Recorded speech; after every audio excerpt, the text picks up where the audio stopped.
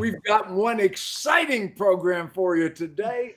The 100th episode of the Dawg Pound. That's insane.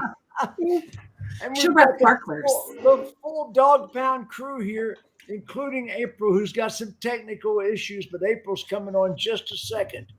And starting out, we don't have a title for you, Jason. Call me Jay Wizzy. The Baron of Logic. Is Jay Breezy. We can't call you that. That's pretty close. The Baron of Logic. There we go for that. Jason Harris. Hi, Jason. How you doing? Strategy with Jason. Doing good, Jim. Doing good. Number 100. Number awesome, 100. I feel so it's like my marriage. They said it would never last. And look what we proved them wrong. Not long as you and Miss Debbie, but I don't even pay attention to those people. I've been with that woman. Best one. She's a godsend. Best one so far. She's a saint, is what she is. She is a saint. Not just because she's married to you. She just really is a saint. I'm guilty. I love my wife. I'm sorry. I love your wife too. That's not fashionable today, but I do love my wife dearly. You know, what the heck? You know, it's really woke of you. Very woke of you. No. Here we go. I'll start. Very unwoke. Shenanigans day. Yep. Okay. Oh, and the Mad Russian, direct from Spain, Max Zanan. I mean, show number 100. I feel like the original member of the Rolling Stones. Well, we are. Oh, yeah. You're Bill Wyman. Right. That's right. Or Mick Taylor, you know. Oh, no, Mick Taylor wasn't an original. He was in the 70s. Right. So Mick Taylor was Brian Jones' replacement. Yeah, so, you know, I feel special. You know, you got to remember I'm a DJ now. I know all this stuff. I played that stuff when it was live performing groups. And basically, Max, if you're going to throw an analogy, at least be correct. Right. Way to just kick that right off, April. Okay. Jennifer, tell them your title. My title is the Empress of Executive Management. That is my title. Empress of Executive Management, Miss Jennifer Briggs herself. How you doing, kid? I am doing fantastic. Finally getting this wonderful new office unpacked and settled in, and excited to get into the swing of things up here in Michigan. I was at Bobbie's house earlier today. It was great. Mm-hmm. Oh, man, you could go visit with Bobbie anytime. I mean, it's amazing. And Bobbie having a hair day. I am having a hair day. I just chopped my hair off and I straightened it for the first time today. Never do that right before a show. But I did wear sparklers in honor of the show, even though I didn't bring any. Jennifer said no fire in the house, and that seemed like a legitimate rule to follow. You look like a disco ball. I love it. You know, I love any reason to glitter. Are you kidding me? I will never stop loving to dress up. Okay. Oh, one of the original Dawg Pounders. Matter of fact, of the 6 people on the broadcast today, 3 are the original Dawg Pounders. Mm-hmm. You know, going back to Dawg Pound episode number 1. I remember when you called me and said, "Hey, kid, I got this idea," and I was like, "And look at us now! I can't believe it's been 100 episodes." I wanted to do an executive show. I wanted to do a show that was aimed at management and dealer principals, general managers, sales managers. I wanted to do it because all the shows I was seeing on social media were aimed at salespersons. Yeah. A great audience. Nothing, but you know, a pretty crowded field. I know that if I rounded up some executives like you guys, and we could talk with, have subjects on the executive level, we would get an audience. We got a huge audience. So we do. And the Duchess of Productivity. Oh, and by the way, Bobbie Herron is the queen of BDC. You know, just to get, you didn't know. Now you know. Now you know.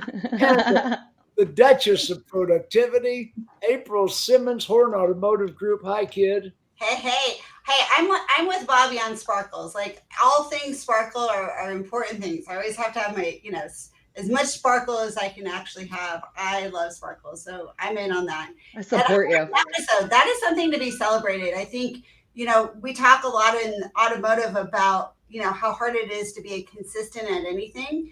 And so to hit 100 episodes, I think should be celebrated. So good job, Jim and original Posse, and I'm glad to be a part of it. Well, it's kind of funny because we had a different format. One of the things that I'm big on is no foul language. Mm-hmm. I can be a little trash mouth when I'm off the air, but on the air, we no foul language, no politics. We definitely pineapple on politics. Yeah. We got some pretty conservative in the panel, and we got some flaming liberals on the panel. So we have to balance this thing. We're all friends, but what the heck? I want to take us down memory lane for a second, if you don't mind.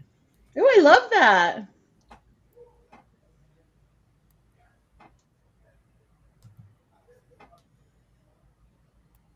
I'm just keeping busy, hanging out here in the Midwest in Indianapolis. So you're consulting with a lot of groups right now, Yeah. Primarily focused on operations. So I work with GMs, dealer principals, directors of operations, looking at from a top-down perspective.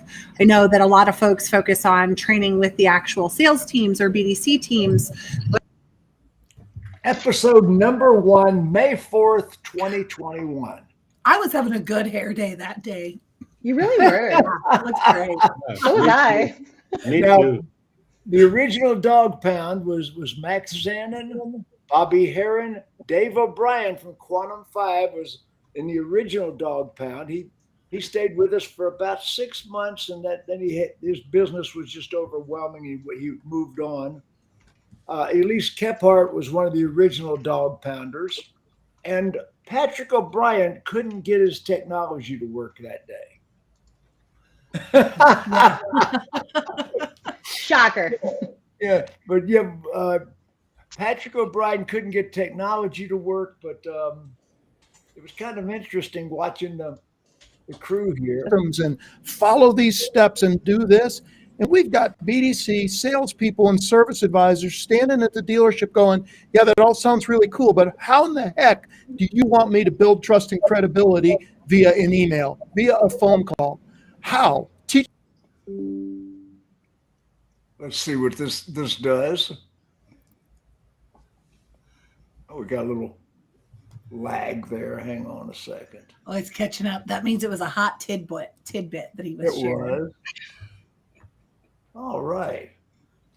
Well, I'll tell you what, I'm not going to stay on this one very much longer because we've got another one. Then we go all the way to episode number 50. And episode number 50, kind of interesting. Halfway through. There she is. Yay. Hang on. Hello, ladies and gentlemen. This is Jim Ziegler, the Alpha Dog, and this is the Dawg Pound. We've got a great panel of our mischief makers today.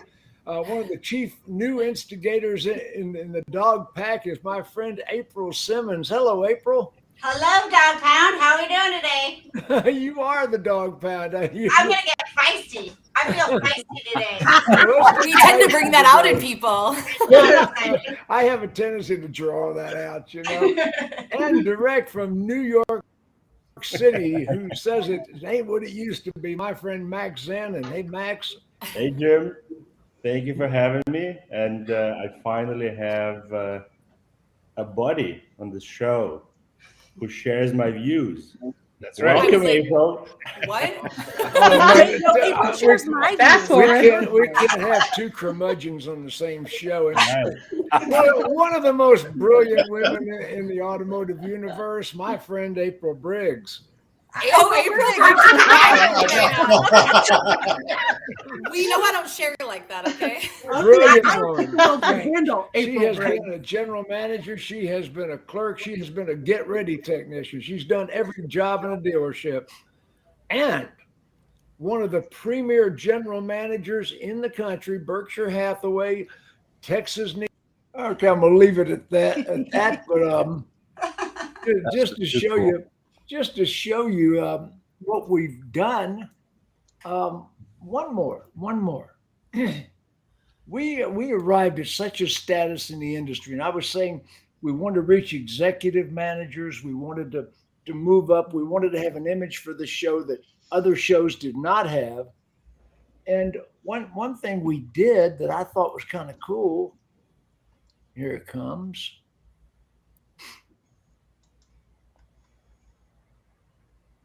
We had Mike Stanton, the president of the NADA. They're on the path Yes. because that is right around the corner. There are a lot of great vendors out there that will help dealerships do exactly what they need to do. What is the safeguard rule? Yeah, so Safeguards has been around for a long time, but the dealers have got kind of tripped up, and I've heard Of course, we brought Mike Stanton on, and of course, Bobbie immediately attacked him. That's a stretch.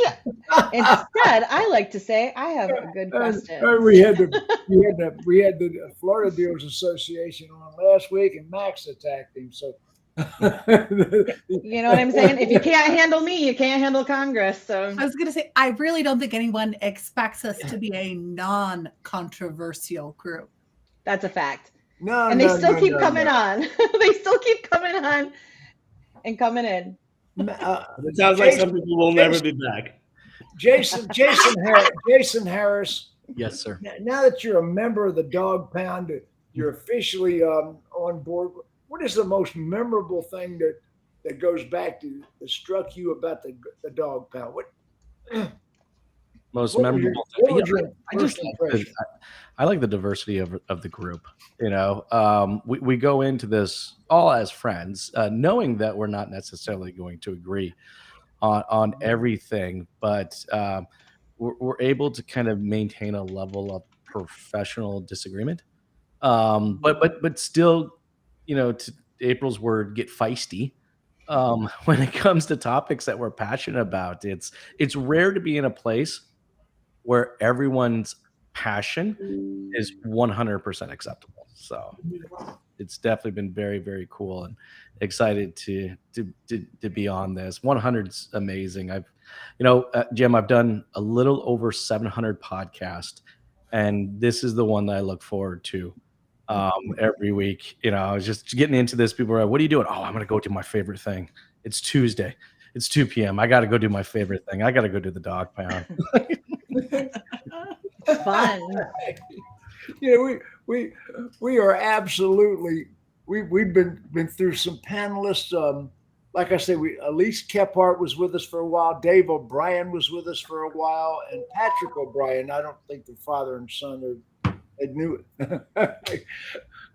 Who else was a regular Dawg Pounder? Was there anybody else?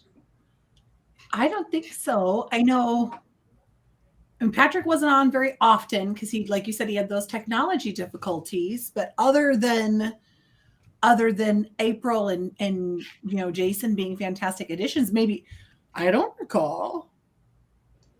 I don't funny either. because it just feels like it's right. So it just feels like it's what it always was. That sounds crazy, but it's just true. You just, not to use object placement permanence on people, but it happened. Max Zanan, what is your most memorable experience as a member of the Dawg Pound? I don't know, the amount of time I was able to administer abuse on innocent people is absolutely incredible. And the fact that majority of them cannot come back from it. Like, are we watching the same show, Matt? He's not at all a sadist, folks. Not at all. Our inside jokes are the best. The things that people don't even pick up on because they're just funny that we talk about. Lots of people don't know that we stay on after the show and have fun conversations afterwards and in between weeks. And we have some really great inside jokes. I mean, the secret's out with pineapple, but it didn't used to be. So No. We've had, this show has leaked some controversy up. We've had some people very angry with us. they're welcome to come on. Yeah. April, If we fired up, let's get him an invite. Yeah. I'll tell you what I tell every management team that I train. You can challenge anything that we say at any time, at any given time, because either you're going to change my mind or I'm going to change yours. So if you don't like what we say, come on the show and let's talk about it. Yeah, it's an open forum. That's for darn sure. Mm-hmm. Stan Share in the sidebar. Happy 100. Yeah. Stan the man. Okay. Oh, look at that. Okay. April Simmons, you came in on the 50th show. That's amazing that you came in right about, right in the middle of our tenure here. What attracted you to the Dawg Pound? What is your fondest memory? What episode struck you? I mean, there's multiple episodes because like Jason said, it is like one of the parts of the week that I really look forward to. And what drew me in is it was one of the ones for the first 50 episodes. I would go home at night on Tuesday night and watch the replay. I very rarely did catch it live because, you're busy at work and you're running gunning. But I was one I would always go home and comment on and watch because so many things would resonate with me. Because there wasn't anything out there at the executive level. There was always things where people have their shows and they talk very specifically in a lane. I liked that we covered what was happening now, what was going on, what are really on people's brains at a higher level of management. And as crazy as this is, my favorite part of the show is getting to vent every week because I don't have people to vent to. I don't have people I can't go. We can definitely vent up. So I'm like, let's just vent on an open forum to the world, and it's fabulous. When I started writing for Dealer Magazine, I had been previously a writer for Auto Age Magazine and Ward's Dealer Business, and I wrote for a couple of the publications. As I started writing in 1986. So then I went to Mike Roscoe had formed Dealer Magazine, and I was a columnist in the second issue. Oh man, Roscoe! I was the keynote speaker at the second digital dealer in Nashville. So and I spoke at several digital dealers, but one thing that I've trademarked was being able to say things that dealers are not able to say themselves. That became what made Jim Ziegler famous in the industry, is that I am totally unfiltered. So the Dawg Pound is pretty unfiltered, I think. I'd say so. Yeah, I think you did a great job of selecting that because even during my time as an executive in the dealerships, not being the one who was directly tied to the franchise agreement, I always said exactly what needed to be said, even if my dealer principal couldn't say those things. And I, one thing that is not lacking, like everyone else has already mentioned too, is the passion of everybody on here. And it is amazing. And I love that you said that, April, because I think that's huge. And I think back to, like, this is going to make me feel like super duper old, but like when Bobbie and I first became friends, because those of you who know, for the first parts of our careers, we were competitors. We were not friends. Not friends at all. She had to be relocated. Facts. I do what I do.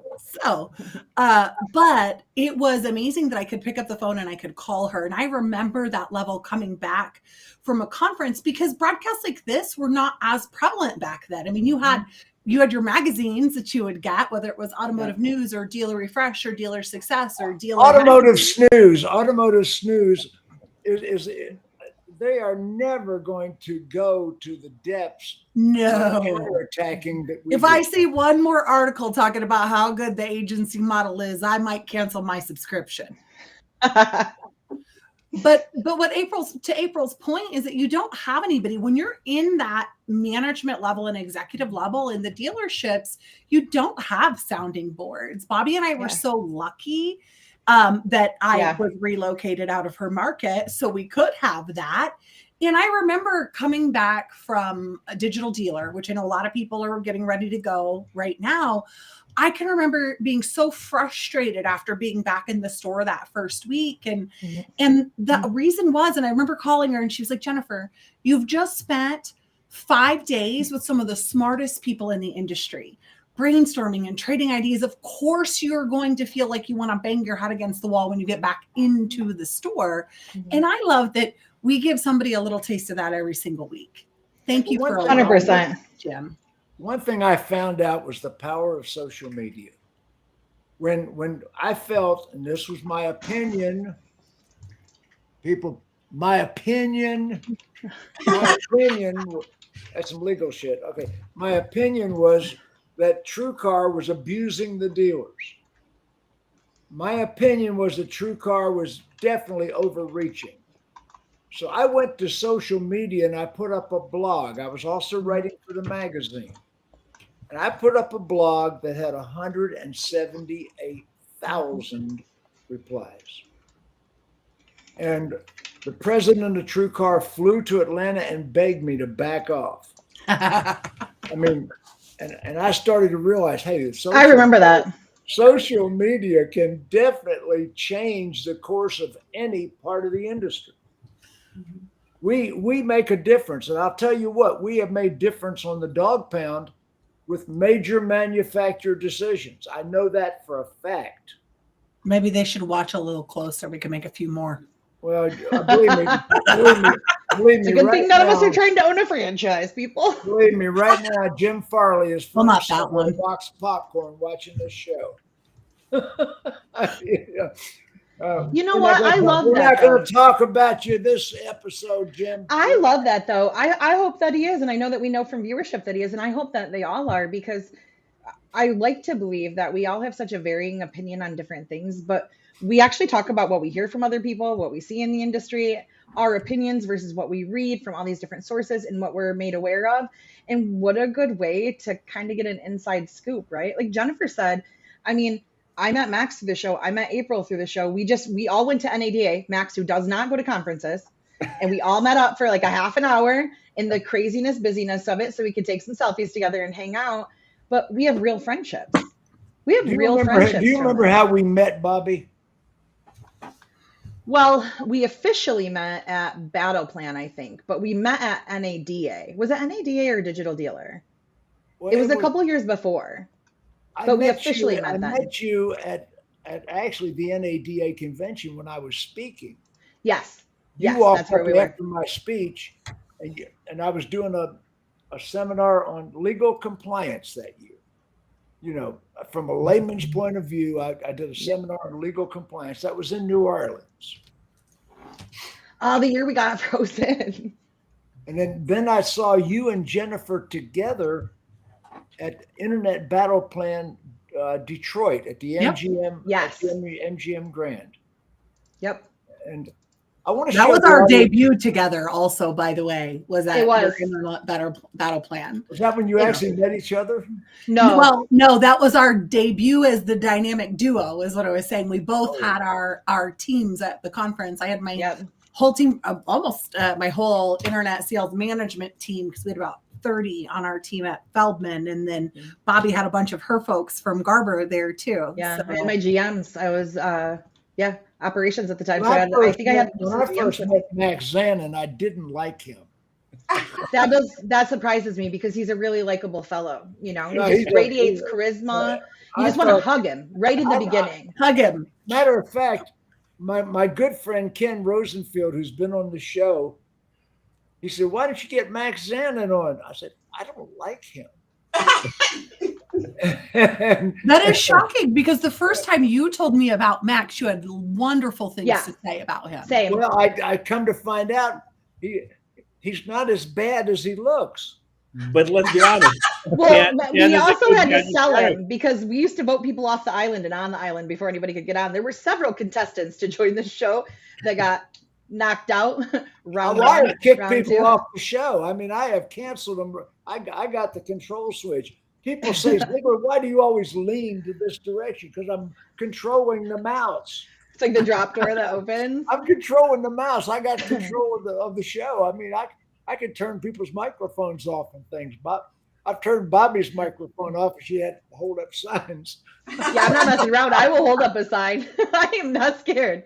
But you know, it's funny because we all are all wildly different, and even in the things that we do. I mean, we have some similar consistencies for sure, especially in our careers. But one thing that I love about the show is, you know, this is gonna sound narcissistic, and I don't mean for it to, because it's not me saying it. But so many times when I would go speak places and I would come off stage, people wouldn't say anything to me, and I would have men and women come up to me later or in a group and go, I wasn't really ready to talk to you. And I'm like, I promise I'm not scary. I'm all about friends. I'm a hugger. I was hugged too much as a child.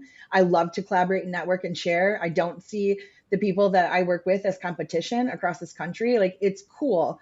One of the things that the show consistently gave was the freedom for people to not feel that way. I get tons of calls, tons of conversations that are like, hey, what do you think about this? Or, hey, can you collaborate with me on this? And I'm not always right by any means. I learned as much from our audience as they learned from us, but I love that it did that. I never thought that should be a thing in the first place where it was a problem, but it was, and I didn't know that. Yeah. I've always respected your right to be wrong. I know you do, and I appreciate that about you, you see? And I respect my right to be charming and talk people into things all the time. Now, when I first met Jason Harris, he had this, I've talked to him online, but I went to Digital Dealer where I was one of the keynote speakers. I was on the big stage this last year, and this guy's got a big-ass boat. Yes, there was a big. I mean, a big boat, and I mean, he told me he was going to be broadcasting from a boat. I'm picturing, you know, a stingray boat, you know, just regular, you know. Well, that was the original idea. We were going to do a dinghy because I thought that'd be really funny to see people try to sit down in a little dinghy and like have a conversation. You do not lack creativity, my friend. Heck of a boat. I was absolutely astounded, Jason. How many people interviewed you on that boat? That was a podcast. I think I did about 42 podcasts that weekend, one after another, and it was hot. It was hot. We were on the fly deck, so we're on the top deck. It's hot, and like an idiot, I'm wearing like a wool vest and a tie like I normally do when I go to events. So like in between takes, there was like this refrigerator next to me, and I kept this like towel in there in the freezer. I just slapped this frozen towel on the top of my head in between takes so I could just stay cool through the whole time. Did you say a wool vest in Tampa in the spring? I would die. Bring it next weekend as well. So. We need to get to a different blend, maybe a linen blend that's a lot lighter. I'll tell you this. I've been meaning to ask you, Jason, what size shirt do you wear? Extra large. Extra large. Okay. Fantastic. April, how did you and I meet? You know, we met the very first time, which is eons ago in like 2001 when I was in finance and you actually came and did a finance class. So obviously brief meeting. But at some point I had commented on the Dawg Pound and you had mentioned something to somebody, and I think it was Barry Brodsky, I'm pretty sure, who said, you need to talk, you guys need to talk. And we chatted on the phone. You invited me to my first show. And then we did I think 2 other shows. And then finally you were like, here's an open link. Just come join us every week. And so, you know, the rest has been history. I would happily be April Briggs as a backup plan. I love my husband. She would always be, I know you guys have your side chick already, but I don't mind being a third. And I don't know what's wrong with you, Jim, but I loved Max day one. I think Max is almost always right. So once in a while. We have disagreed on a few things, but for the most part, I actually agree with Max a lot. You know, he got wiser as the show came on. He sent her a present. I feel like a present is involved here. No. What gave me a negative impression of Max? Maybe that's what it is. I love Max too, so I get it. The first time I met Max, he was with Damian Bullard. It was a long time ago. A long time ago. And Damian said to me about Max, said, wouldn't he look good in a ball gag? I got a feeling he owns a couple. You know, he likes to beat people up when they Pineapple. Jim started it that time. Oh, Jim usually starts it. That's why we came up with pineapple in the first place. Listen, Right. Even You though guys are a bad influence. I think that probably of all of our Dawg Pound panelists, Max and I probably go back and forth the most. Although for like the last couple of months, it's been a little strange how much because we have Jennifer been. came around finally. You know? No. Actually, you've come over to my got way. so let's unwoke. just establish that.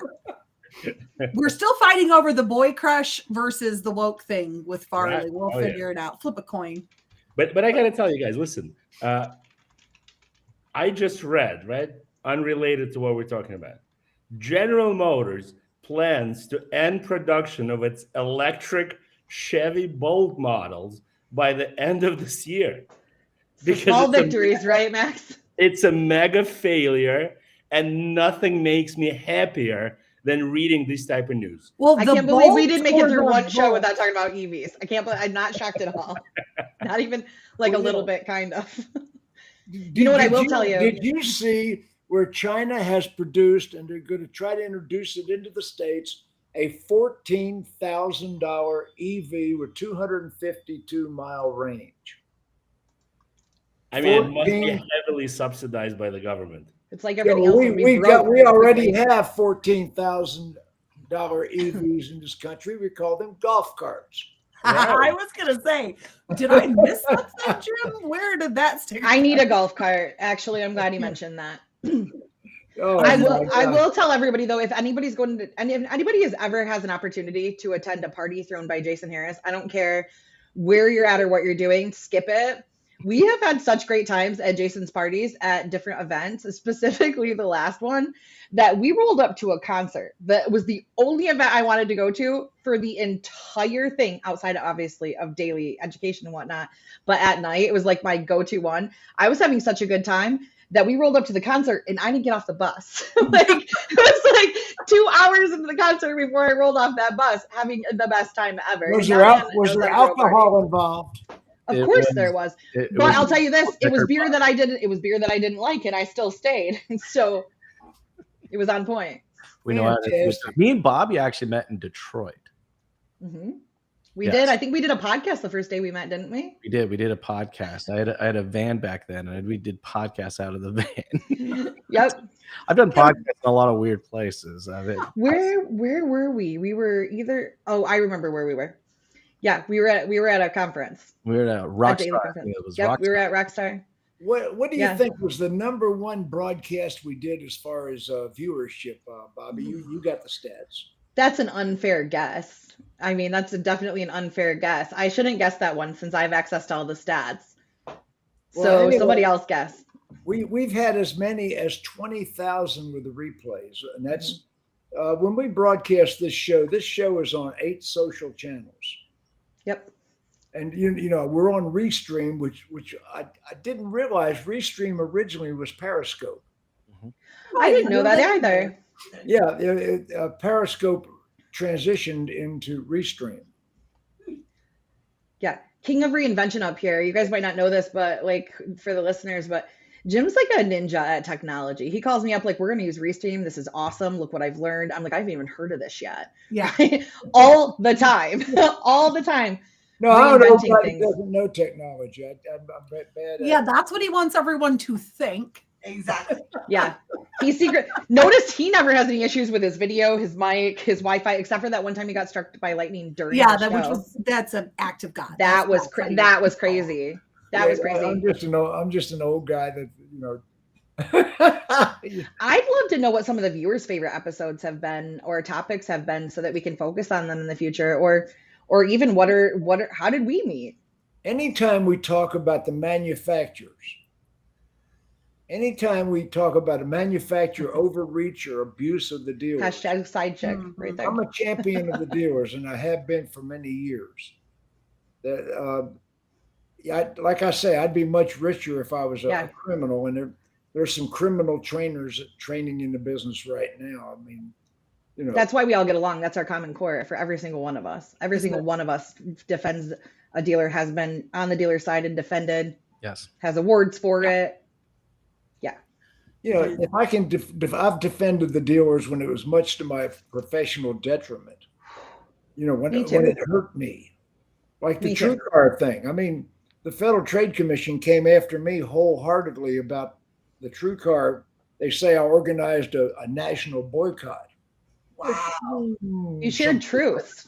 Some people might think I did, but you shared truth. You know what though? But that wasn't the first time they screwed themselves over and lost 2/3 of their dealer base. So, you know, I mean. Exactly. But you are the same man who welcomed Carrie Wise onto the stage when she joined True Car. You are the same man that did that. You have always been upfront and honest True about Car things. reformed. I mean, you got to see the progression. Scott Painter, the head of True Car, and they did some dumbass things. They published my son's jail record on the blog. They actually I didn't know that. Yeah, I did. My son was arrested. I think I found it and called him. My son was arrested for drag racing. And they actually published Jim Ziegler's son's a criminal. And I had my son come on. He was a kid. Video and said, look, I was a 19-year-old kid. I was driving too fast. The police pulled me over. So the dealers just rallied behind me. Everybody has a kid that does something like that, you know? Right. Yeah. I was a kid who did things like that. Sometimes you didn't rob a convenience store. But you probably still do things like that. Oh, I absolutely do. 100%. That's why I opened my own company, so that nobody can tell me what to do. Yeah, we were actually discussing making sure we allocated some bond money for an upcoming project we're working on. No. But it's necessary. Scott Painter, the head of True Car, flew to Atlanta. And he said, Jim, what do we need to do to put this thing to rest? He said, our dealers are all bailing out on us, and we attribute this to your blog. And I said, yeah, I kicked your ass. Yeah. Anyway, he said, so we sat there, and Mike Timmons was with him, and my wife, Debbie. We were at Papa Do's restaurant, and I got this Californicator eating fried alligator tail. You know, I've got this Californian eating fried alligator tail at Papa Do's. And he said the most complimentary thing he could have said to me. He said, we considered buying you off, but we knew it couldn't be done. Right. Everybody. What a great compliment. That is a great compliment. I said, well, how much were you considering? But anyway, we redesigned True Car's program on the table, where I felt it would be fair to consumers and fair to the dealers. We actually redesigned the True Car program. Matter of fact, he flew back to Atlanta to show me some commercials they had rewritten to be sure I approved of them. Love that. Can you imagine? He's a smart man. Yep. So that was when they started sponsoring my battle plans. And people say, well, he bought you off. I said, no. We had already arrived at a settlement before he started sponsoring. And that's where I met Carrie Wise. Mm-hmm. I love her to pieces. Love her to pieces. Okay, Bob, you've got the stats, so tell us what are like the top 3 episodes? What are the top 3 episodes? Well, of course, getting Mike Stanton on. Yeah, I was gonna. That would be my the NADA. That would be the most influential. We've had dealer panels, a lot of dealer panels that were. I think Brian Benstock was a big contributor. Yep. We had Brian Benstock and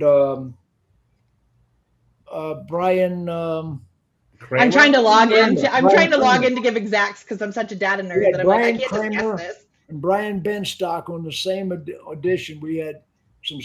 And Kristen Dillard was on that same. Yep. Remember that broadcast? It was Yep, that one's in the top Ben 5. Stock, Kramer, Kristen Dillard, and I think I had Brad Wise from Furman Group. Mm-hmm. Yeah.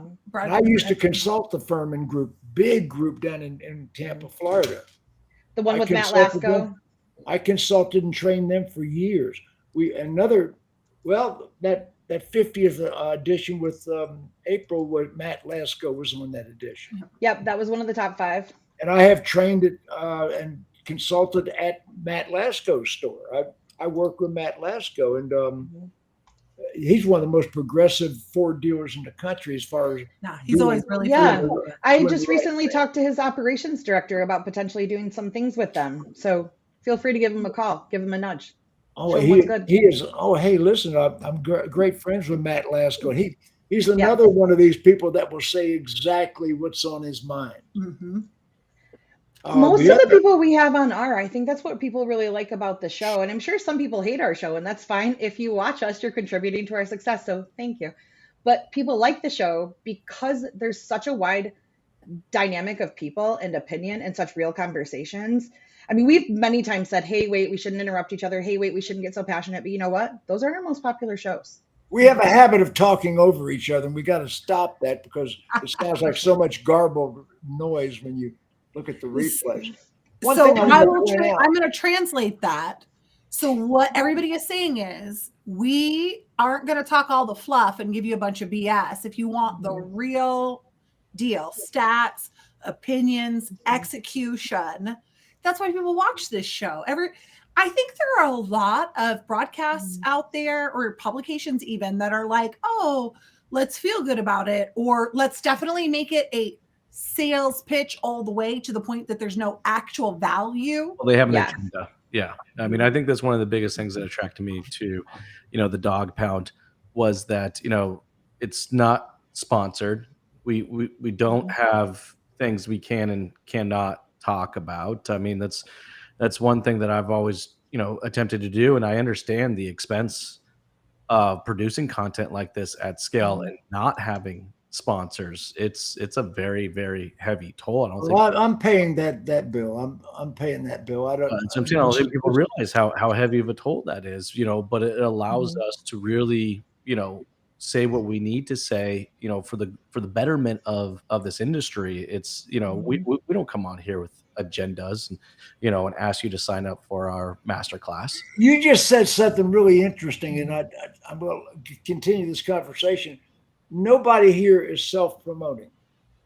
I mean, there are shows that have a single host that just self-promote. Look at me, hire me. I mean, everything is self-promoting. And you look at these people's resumes, and they haven't got a real resume. They've really never done anything except. There is a magical LinkedIn fairy out there somewhere. I swear to Jesus. Like, I'll see somebody's LinkedIn. Take us to church, Jennifer. I'm sorry. So then next, like a month or two later, they got something coming out, or and all of a sudden now their LinkedIn is thick. When I looked at it before, and it was like, ooh. Exactly. And the other thing is they all want to use a lot of foul language. We don't do that on the air. We might use it in our personal lives, but I see people online right now. F. I'm going to say F. I haven't said F lately. I've got to say F because Gary V says F. I want to be my authentic self. F. Well, your authentic self being like somebody else. But I'm sorry. The funny thing about that is I have the worst sailor mouth. Everybody knows it. Like the F word is my favorite adjective, noun, verb. I am terrible. I make no apologies. Jim Ziegler is the first and only man who's ever got me to watch my mouth. He threatened to kick me off a stage one time, and he was like, I am not playing with you. And then somebody else had just gotten kicked off, and I was like, all right, I got this. I've slipped up like once or twice, but I'll tell you what, every other word out of my mouth is the F word when I'm not on this show. F. It's an impressive feat. My authentic self. I'm a real person like Gary V. F. Quit it. I think it's more the industry. I am definitely a swear. I do believe this is made off of 4-letter words and 3-letter acronyms. The entire It's an adjective. the entire time I've spent in this industry, that's how I know everyone talked. But I hear what you're saying, Jim. There are people out there that definitely do it just for the sake of doing it. It's like a shock factor for them. They want to feel like they're edgy. Yeah. We just rather give you good edgy friend, ideas and Angus content. Fox. I would rather swear at you, but I respect Jim too much to do that. My good friend Angus Fox from Wiki Motive. Yeah, congratulations on. Hi, Angus. Thanks, Angus. Angus Fox is brilliant. Thank Angus you, has been on the Angus. show with us before, hasn't he? Oh, absolutely. Yeah. The Wiki Motive guys. Yeah. This broadcast, we'll get as many as 10,000 replays, 20,000 replays once. But what people don't realize is that when this show is done, I put it on Ziegler On Demand, my personal on-demand website, which is free. I want to show everybody something for 1 second here. Here it comes.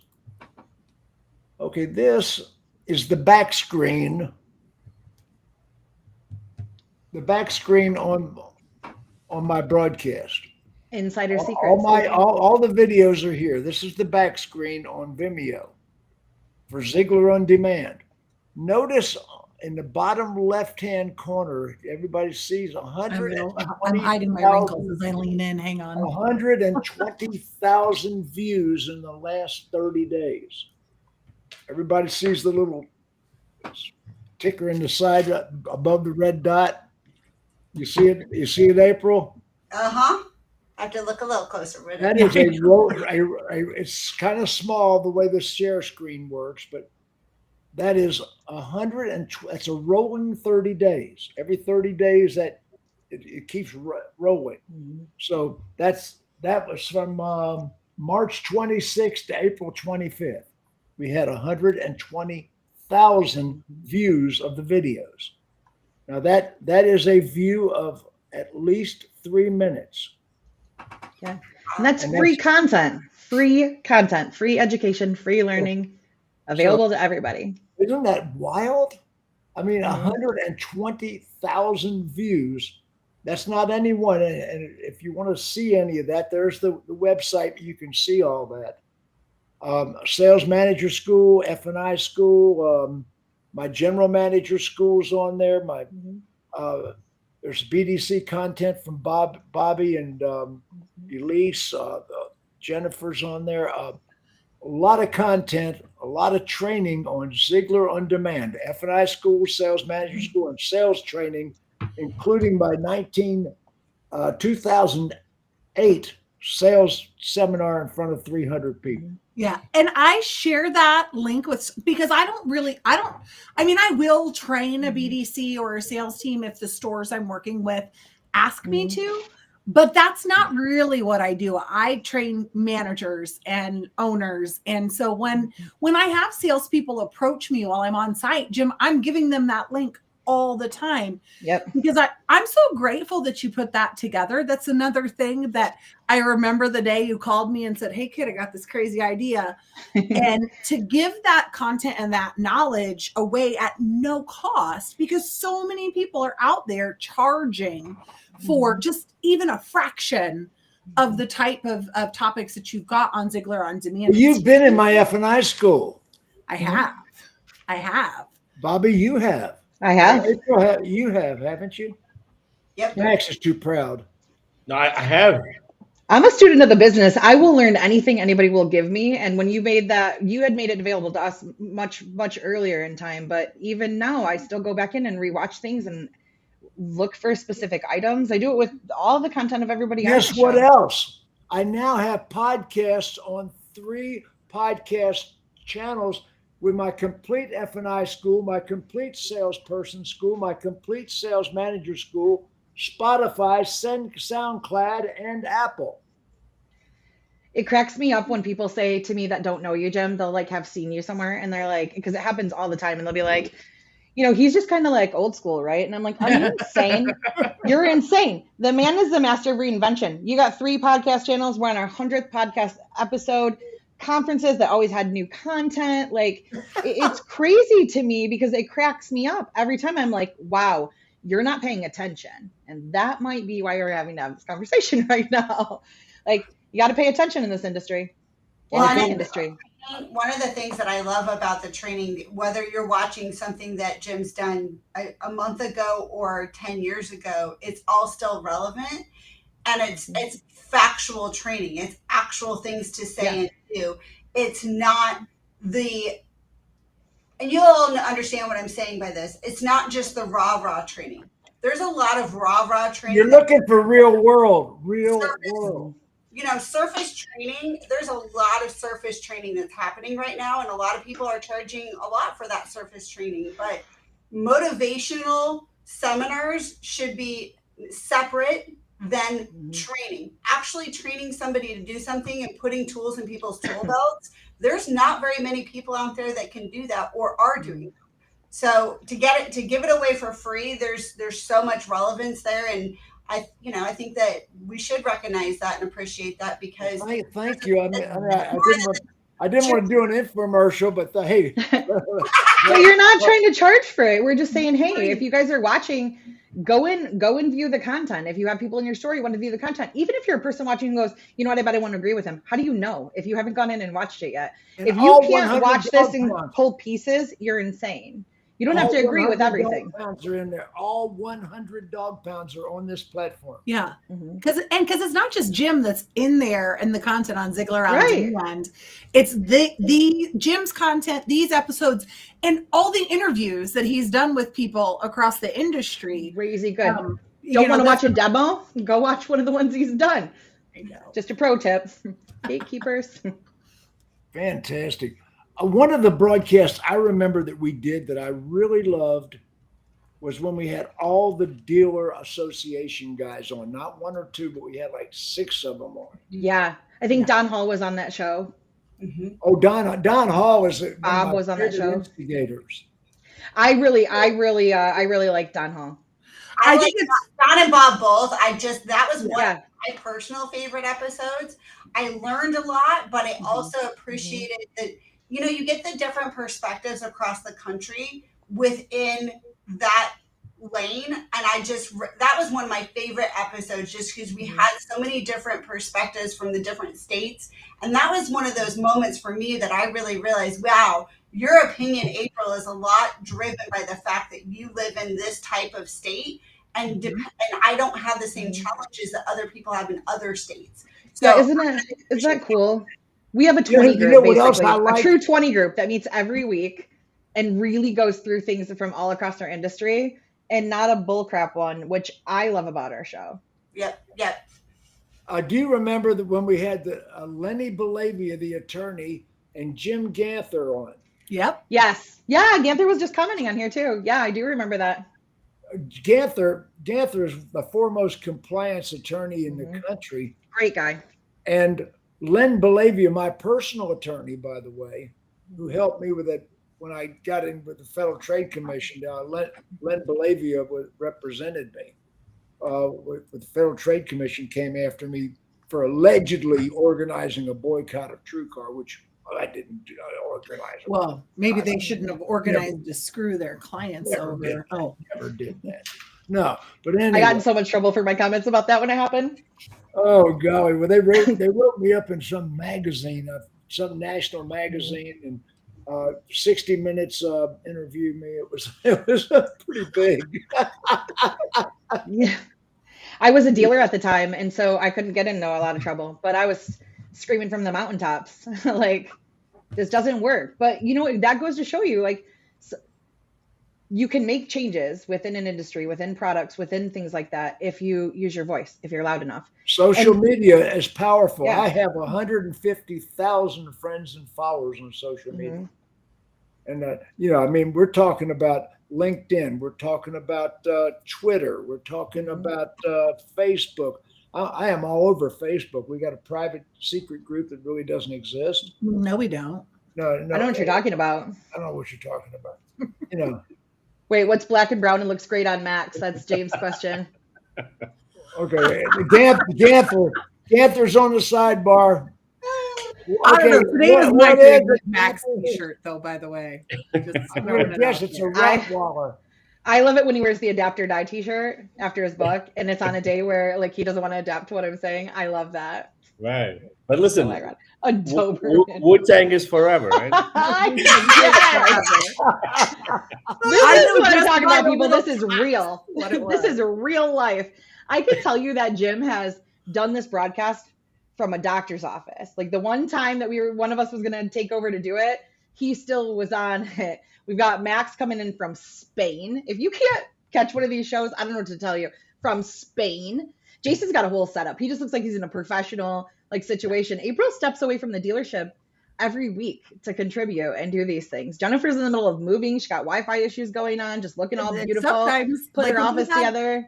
Yeah, when we had the NADA with Mike Stanton on, I was in the middle of a showroom for that. Like, it is amazing to see how everybody just comes and makes it happen. Like, if I have a voice, I'm here, and even sometimes I only save 1 hour's worth of voice to come here to be on the show. I've seen that happen. It's funny, I get invited on podcasts and I have to turn them down because everybody wants to do them on a Tuesday at 2:00. I don't know if everybody wants to compete with us or what's going on there. I'm kidding, kind of. But I have a regular advisory. I have a board, an executive board I'm on that has a podcast. I won't name it so nobody can go check it out while we're doing this. But at the exact same time that I've never been on one time, not one time, because I won't miss the show unless there's a real reason to. And if you notice, like, we try to contribute. I do wish that the people who listen and who engage with us would start to send in more information about like what they would like to see a show be about or what their questions and comments are. I really think that makes a huge difference. And not even just live. We check later too. So if you're watching the replay, get in there and put some comments and questions because we're always looking at comments on the replay. But see, we have a lot of viewers who are lurkers. Yeah. They are afraid that their opinion, to put it public, would be picked up by the manufacturer or whatever. Yeah. So you can share it privately. Jim checks his messages religiously. Right, I do not. Don't private message me. I won't look. Chelsea will, and I'll never see it. Yeah. I consider Jim Farley one of my better friends in the manufacturer side. And, but that's the thing. I had to choose between what he was doing to the dealers, in my opinion, what he was doing with the dealers, and our personal friendship. And I had to say, Jim, what you're doing is wrong. Yeah. And in my opinion, I could be wrong. Friends don't lie to friends. That's not how we roll around these parts. Accountability, love is accountability. You got to love the people around you enough to hold them accountable. That's what I learned. Folks, please share this broadcast. Share it with your social network. Hit the share button and hit the follow button so that next time we have a broadcast, watch for my news. Sign up for my newsletter because I put all the broadcasts in the newsletter and resend it. So this broadcast is going to be cycled until everybody that has a chance sees it. Now, I was reading Chelsea's if comment. They don't do newsletters. They can subscribe to your YouTube channel, right? Mm-hmm. Oh, yeah. Because I'm not a newsletter girl. I'd like to throw that out there for the rest of my YouTube channel is James A. Ziegler. Ziegler, I before E. James A. Ziegler. YouTube.com/James A. Ziegler. And if you it's well optimized, just put Jim Ziegler and it'll come right up, I promise. Yeah, it'll tell you when the broadcast is. I come up 250,000 times in Google. You can find me. We make sure of it around these parts. Max, what is your most favorite episode of all? Come on, Max.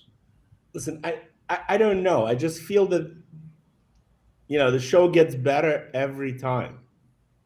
Right. And we have like a stable cast of characters and, like Howard Stern, where people that like Howard Stern listen because they want to know what he's going to say next. And at the same time, people that hate Howard Stern listen because they want to know what he says next. Right. So I think this show is like that. You can like it, you can hate it, but you are watching it because you want to know what we're going to say next. And it's not scripted. I mean, I don't know what I'm going to say next. How cool is it that we get an opportunity like this, though? I'm grateful for that. I think it's awesome that you put this together in the beginning, and I still continue to think so. I'm grateful that we have a sounding board, a stage to share our thoughts and views and to collaborate and to really network with other people. I've formed some really true friendships through this podcast and through all the things that we do. And I have like a personal network of a 20 group for every part of a dealership. If I don't have the answer, I'm gonna help you find the person who can. Yeah. And it comes from stuff like this. So I'm grateful for that, for sure, Jim. And to answer Stephen Christinello, it says, I would like it to be about the blocking and tackling. Stephen, go to Ziegler on Demand. We just did that a few weeks ago. Every real world example of how to sell a car, how to manage a dealership is on that site. We don't need to do it on this show. It's all on the site. It's free. Yeah. Speaking of which, Stephen, we did have an episode just a few weeks ago that was about the new normal, basics, that getting back to basics in the dealership. So there's a ton of content there, Stephen. And if there's something once you go through there, in particular, because like we just mentioned and April had said, every part of the country is a little bit different. Bobbie and I work with clients, and I know Jason even has some folks in Canada, right? Got some experience there.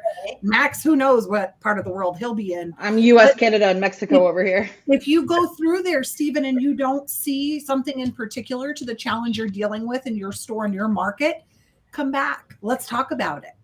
Yeah, I love that you gave that feedback. And I owe you a phone call. I heard you messaged me on Facebook, but write that number down. Don't call me today, call me tomorrow, but write that number down and text me. I do not check private messages on social media, guys. If you message me on there, if Chelsea sees it, you got lucky and she sends me a text, but I don't. Well, we have burned through an hour. Actually, it's like we burned through 100 episodes before we noticed. I want to say something to close the show. You're looking at 5 people in this broadcast and some of the previous panelists. I love you guys. I mean, I genuinely love you too. Love you and care about you. And you know, you are as family to me as any real family I have in blood. I want to just say that these are my people. Everybody wave goodbye to the audience.